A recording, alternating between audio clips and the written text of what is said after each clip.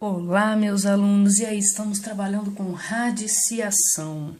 Então, eu trouxe essa questão para vocês porque é uma questão um pouquinho mais trabalhosa, né? Então, aqui, olha, vocês podem perceber, aqui ainda tem uma raiz aqui dentro. Eu quero que vocês pensem nesta radiciação como um número racional ou irracional. Racional, quando ele for um valor, né, que a gente consiga resolver uma raiz exata. E irracional quando essa raiz não for exata. Então vamos ter muita atenção para a gente não errar.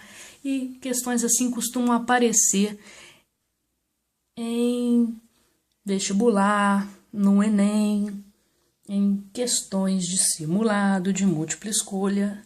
E eu vou mostrar para vocês como que isso aparece com muita frequência. Então, para início de conversa, temos que resolver de dentro para fora, como se fosse um botão de rosa, né? Vamos ver, ela abre de dentro para fora. Nós vamos ver aqui, ó, raiz quadrada de 9, que é a que eu consigo resolver. Então, de cara, se surgir a dúvida, comecem a olhar com mais atenção para aquela raiz óbvia, fácil, e vocês vão perceber que ela está de dentro para fora. Então, tudo isso aqui precisa ser repetido. Muito cuidado que aqui eu tenho vezes, aqui eu tenho o mesmo valor, só que mais, né? Uma multiplicação e aqui uma adição. E aqui eu tenho outra raiz interna. Raiz quadrada de 9 é 3. 3 mais 22. Vamos de novo. 20 vezes 3 mais 22 é 25. Então, terei novamente, ó, fazendo passo a passo para a gente não pular nenhuma etapa. Raiz quadrada de 25 é 5. Olha que legal. 20 mais 5 de novo. Raiz quadrada de 25 é 5. E aí, aqui eu chego numa multiplicação, como vocês podem observar. É 20 vezes 5. E 20 vezes 5 não é a mesma coisa que 20 mais 5. 20 vezes 5, ó, teremos 100. Então, vou colocar aqui, ó, um pouquinho espremidinho, ó. Raiz quadrada de 100. E raiz quadrada de 100 é 10. Mas, professora, como que uma operação dessa pode ficar, uma expressão dessa? Ai, é expressão, professora, eu nunca gostei de expressão, desde o 7º ano é uma expressão sim, nós temos aqui radiciação, multiplicação, adição, é uma expressão numérica que envolve radiciação. E aqui temos como resposta um número racional, e ele é até, além de ser racional, ele é inteiro. Então, se aparecer para vocês e tiver assim opções como, por exemplo, lá na letra A, a resposta é um número irracional. É um número irracional? Ou a resposta é um número racional? Para simplificar. E aí vocês têm que observar o seguinte. Na letra C, por exemplo, é um número par menor que 10. Realmente é um número par, mas não é menor que 10, é o próprio 10, né? A resposta, a gente viu isso, né? Aí, vamos ver, lá na D, por exemplo, é um número ímpar. Não, porque deu 10 e 10 é par. E se eu tivesse, por exemplo, lá na letra E, é um número primo. Não, porque 10 não é primo. Então, assim, vamos ver e analisar as questões com muito cuidado, muito cuidado. A resposta é um número irracional? Não. Só de olhar aqui, eu teria, né, com base que o número é inteiro, ele é racional. Então, a letra B seria racional. Se ele não é irracional, ele é racional, tá? Mas cuidado, que podem ter outras opções. É um número par menor que 10? Não, neste caso não. É um número ímpar? Não. É um número primo? Também não. Então, eu tenho que analisar todas as opções, porque pode ser que não tenha entre as opções o número racional. Ele pode ser, às vezes, maior do que 10, ou menor do que 10. Pode ser um número primo. E eu costumo até falar para vocês, assim, que a gente tem que ter uma noção de tudo um pouco, né? E vocês vão levar isso para o vestibular, para o Enem. Eu costumo até separar isso daqui, olha. Tem gente que fala assim, olha, singular, primo e ímpar. A gente usa isso no dia a dia, né, gente? Não é só em matemática. Quando eu quero falar daquele amigo que me surpreende, eu digo que ele é uma pessoa singular. E se a gente for olhar o conceito de singular, né, a gente pode procurar aí no Google, a gente pode procurar num dicionário. Singular é uma pessoa única, né? A gente vê o significado da pessoa única.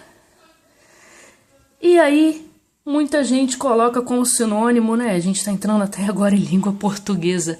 Ah, essa pessoa, ela é ímpar na minha vida, como sinônimo de único. Isso, o sinônimo, né? A gente vai usar esse sinônimo, a gente vê isso com muita frequência, mas eu prefiro considerar que se essa pessoa é ímpar, essa pessoa não é única, porque o ímpar pode ser 1, pode ser 3, pode ser 5, 7, 9, 11 e assim por diante, né? São infinitos. Eu acho assim que, como a gente tem muitos amigos, né? A gente não pode dizer que essa pessoa é única e nem que esta pessoa é ímpar, porque eu acho que não é o conceito mais apropriado. E a gente aproveita aqui para entrar no gancho das questões de matemática. Porque quando eu trabalho com fatoração, eu trabalho com números raros, números especiais, números que só possuem 2 divisores, 1 e ele mesmo. 1 e ele mesmo. E isso é raro, gente. Isso sim, eu posso dizer que os meus amigos são pessoas primas na minha vida, são pessoas raras na minha vida. Lembrem desse conceito, 1 e ele mesmo.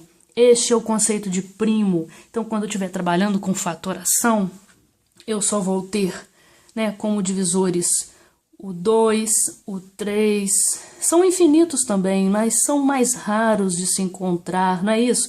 Posso ter infinitos amigos, mas são raros, não são qualquer um, não é isso que a gente faz?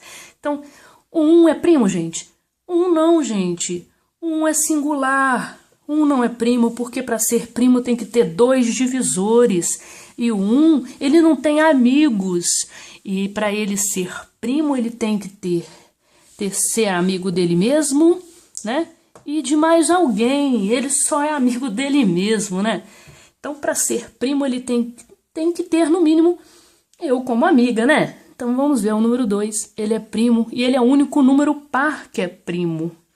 Porque é como se a gente pensasse assim, olha, o 2 é como se fosse o casal, né? Eu e o meu esposo, né? Assim que a gente pensa, ó, é o casal. Ele é o único par que é primo. Ele é meu amigo e ele é meu único par. Porque qualquer outro número que seja par vai ter mais de 2 divisores. Ele pode até ser meu amigo, mas ele é casado com outra pessoa. Então ele vai ter mais de 2 divisores. Ele vai ter ele, o esposo dele, né? Ela, ou esposa dela, e mais um amigo sou eu. Então tem 3 divisores, não pode ser, né? Então nenhum par além do 2 é primo. Mas também nem todos os ímpares são primos, tá? Somente alguns com peculiaridades específicas. E aí a gente vai ver critérios de divisibilidade. Então, quando vocês estiverem trabalhando lá, muito cuidado, que fatoração geralmente vão aparecer números primos. E os primos que a gente vai utilizar, os mais próximos, né, são 2, 3, 5, 7. O 9 não, porque o 9 ele é divisível por 3, por ele mesmo e por 1. Então, ele tem 3 divisores. Eu acredito assim, a gente pode até falar assim, olha, o 9 é aquele cara que ele é ímpar, mas ele é casado e tem amante, né, gente? Então ele tem 3 divisores, não dá. Ele não é raro, ele não é fiel, ele não é primo. Então o 9 não pode ser. O 10 é par e a gente já descartou os outros pares. 7, 8, 9, 11. 11 é primo, ele só divide por 1 por ele mesmo. E o 13 também é primo. O 15 não, o 15 é traíra. O 17 é primo. O 19 é primo, tá? E assim por diante, também é um conjunto de números infinitos, mas de pessoas raras, pessoas fiéis. Espero que tenha sido esclarecedor e que esta confusão que esteja aqui no quadro não atrapalhe vocês na hora de fatorar e que a gente leve em consideração como que os números primos são importantes. A gente pode até ver na prática que eles são utilizados para criptografia, isso mesmo, na internet. Criptografia utiliza números primos porque são combinações raras, difíceis de serem descobertas para quem quer hackear algumas mensagens que são criptografadas. Um abração, espero que isso seja esclarecedor, que vocês façam um excelente simulado e que gabaritem matemática. Tchau, tchau!